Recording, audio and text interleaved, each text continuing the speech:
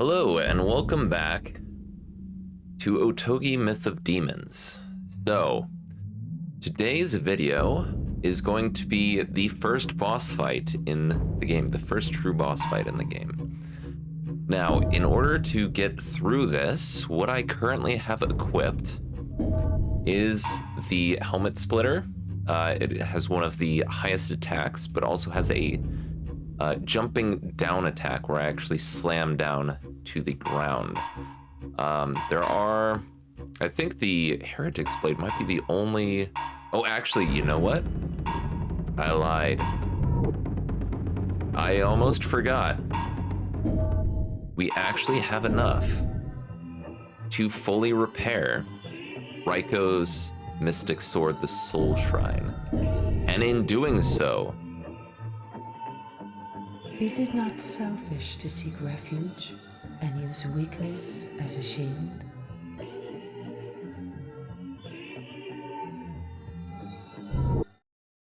and in doing so, that will raise that weapon's attack quite a bit.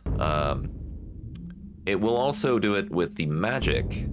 However, we don't need magic power for this fight. Magic does nothing. So we now have our highest attack weapon. We have the Chimera spell, or House of Byakko, which gives us the highest attack and defense rating of all the spells. And since we are not going to use magic at all, I'm putting on the Needle of Fury. Now this is going to lower our defense by, well, a lot. Frankly, but as long as this boss does not take off 2 of our life beads per hit, we're fine. Because this guy can hit pretty hard, and there are attacks that he has that just straight up, in fact, most of his attacks, I think, straight up just take off 1 entire life bead as soon as you get hit. So we'll see if this works, but there is something to note about this stage. And that is that you do not have to actually kill the boss. There is a timer on this stage. As long as you can survive for the entire hidden timer, then you will move forward in the game. However, if you do manage to kill the boss, you do get a special item. So we're gonna aim for that. We might not get it, but we're gonna at least try. So let's see what the narrator has to say about this stage. A holy graveyard of sorcerers. Expel the giant insect that has taken up residence within. Okay, and this is the floating tomb. So there are no other enemies in here besides the boss, which is Kudara. A giant centipede that seeks magic power to feed on, twisting its way through the skies. Its mighty movements cause whirlwinds and lightning. House of Byakko. And we are not going to be using magic on it. As I said before, it's immune to it. So what our house is has no bearing here, outside of the fact that the Chimera spell gives us additional attack and defense power. Okay, so let's see what we can do here. Let's purify this area. Expel the giant insect that has taken up. Beyond the seal, a graveyard floats above the capital. Magic flows from the bodies of great sorcerers, even in death. The Imperial Court buried its high-ranking sorcerers here. And they used their power to create the seal. Recently, a foul creature has defiled this graveyard. Raiko, go to the gravesite and expel the demon.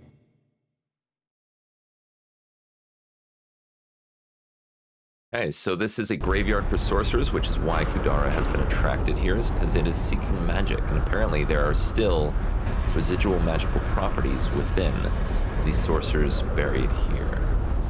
There's not a lot to break in here, but if we are able to kill... You dare disturb me, worm? You shall not leave here alive. There's Kudara. We're able to kill Kudara. Then... Damn you, mortal. Oh, he takes a lot more than just one. He takes 3. Oh, this was a mistake on my part. All right.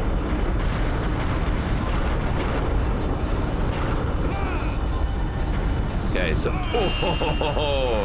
All right, calm down, buddy. And study the situation carefully. An opportunity shall present itself soon enough.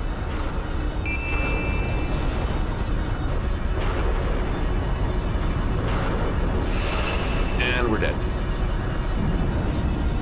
A human once said that death is what makes all creatures equal.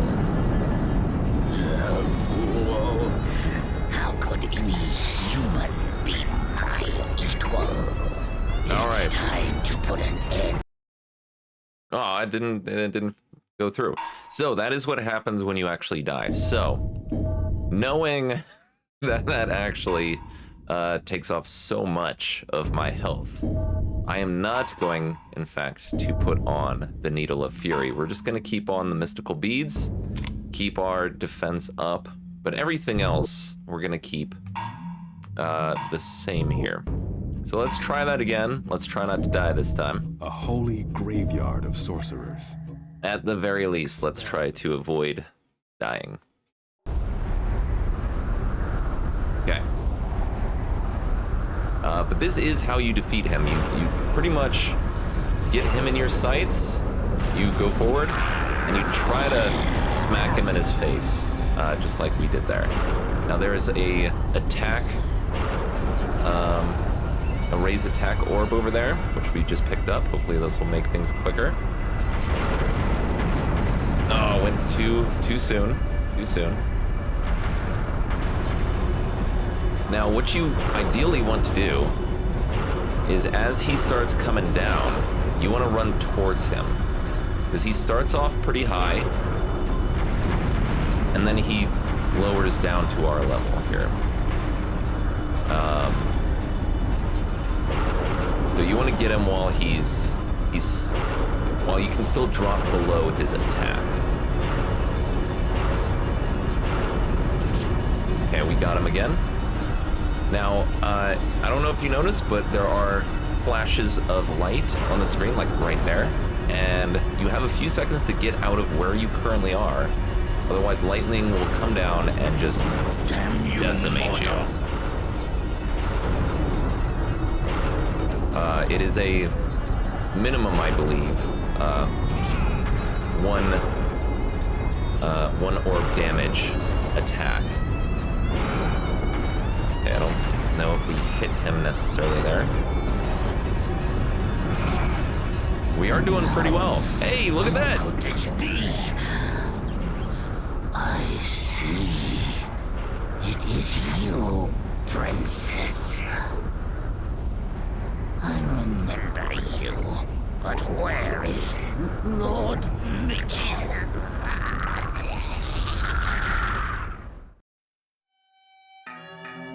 And we got the Sutra of Aggression for defeating Kudara on this level. Our level has also risen. Okay, fantastic. So that is the basics on how you defeat Kudara. Let's take a look at what the Sutra of Aggression is. I believe it's better than what we currently have equipped. Sutra of Aggression raises attack according to level. An ancient sutra written by a high priest. Each inscription contains magic power. The higher the owner's current level, the more it raises attack. So now, it doesn't appear like it's better than the mystical beads here, right? However, this does not reflect I believe, what the Sutra of Aggression actually gives you when it comes to the bonuses here. I believe this is sort of the base level, but once you actually get into the level, that's when it applies the increases. So this is, I believe right now, it is currently the best, the best accessory for attack that we have right now outside of this, but as you saw, that takes a lot of defense away from us. With just switching out the Needle of Fury for the magical beads, we went from taking 3 full life beads worth of health per hit off of Kudara to not even taking off a full life bead. So the Sutra of Aggression is going to be the way I'm going to be going moving forward. Let's see here. We have 2,000 gold. See if we can do anything with that. I'm gonna repair first, I believe. Okay, and we did not need to repair anything for the Soul Shrine. Can we buy anything? No magic. And we are just shy of getting the Demon Crusher. So, that was a very quick. One who hides his tears and punishes himself in silence.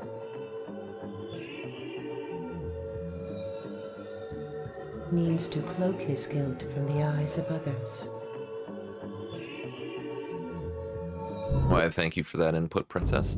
That was a very quick stage. So what we're going to do, I'm just gonna make sure I've got everything equipped for the next stage, and I think we have it here. So we are gonna end it there. I could go through and start, you know, showing me busting up the level and all of that. Actually, let's do that. Let's do that, and I'll show you what it looks like when you don't kill Kudara. Okay. So we're gonna try to avoid a holy graveyard of Kudara sorcerers. at all cost.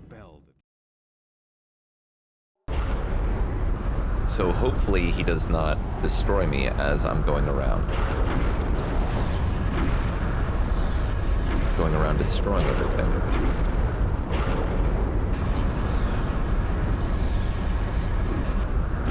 Now the best way to make sure he doesn't destroy you is to actually keep your eye on him at all times. However, it makes it difficult to go around destroying things when you're doing that. So I'm going to take my life into my own hands, kind of. But I've got a lot of defense right now. So it shouldn't be too bad, even if he does hit me. There are plenty of life orbs around.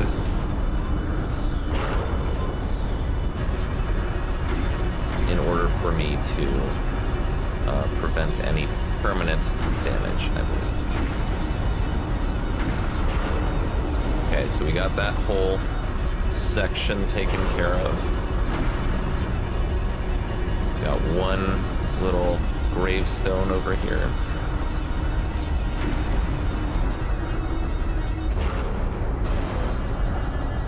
Okay. Let's see if we can take care of this bridge. Not sure if we can or not. We cannot. Okay. We might actually be done here. That might be all we had to destroy. In fact, it looks like that is the case. Oh, hello. Getting very close. Okay, so now we just need to run out the clock. I'm still looking around just in case, because every now and then there is something hidden in the levels that you need to destroy. However, it looks like this level does not have anything that we need to worry about. So I'm just gonna keep my eye on him, make sure he doesn't run into me, keep moving so the lightning doesn't hit me, and we'll just wait him out here. So you do want to be careful of his tail. When he comes in like that, it has an enormous hitbox that you would not expect, even though it's a tiny little pincer tail. Well, not tiny, but compared to his face, it's fairly thin, but very long. That hitbox is pretty out there. I'm gonna hit him once, just for old time's sake. Once or twice. All right, I might hit him another time, just for fun. I don't know if you need to hit him at all. I don't think you do, but I could be wrong. See, we didn't even take a full hit there, and we're back up to full health again. The only thing I'm worried about right now is our magic. That might be what this goes by when it comes to timing out. Maybe once we get low enough in magic, since he is looking for magic power, perhaps once we get low enough, he will no longer see us as viable source of his attention.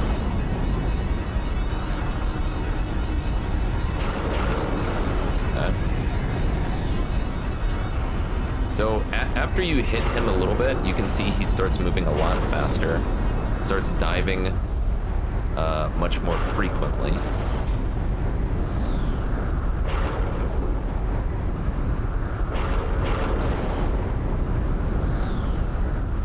But we are still trying to play a mostly passive game here. For some reason, I didn't think it took this long though, to get him to leave. It's time to put an end to this.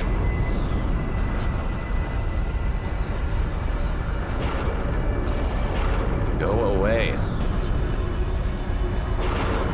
I need to show the people. There we go. Sing to your soul.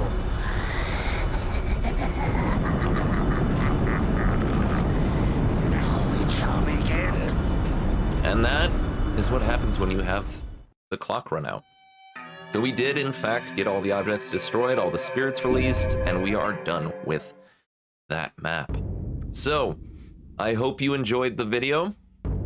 As always, any love you decide to show to the channel or to the video itself is greatly appreciated.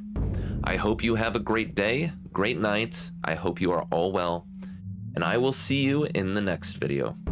So long.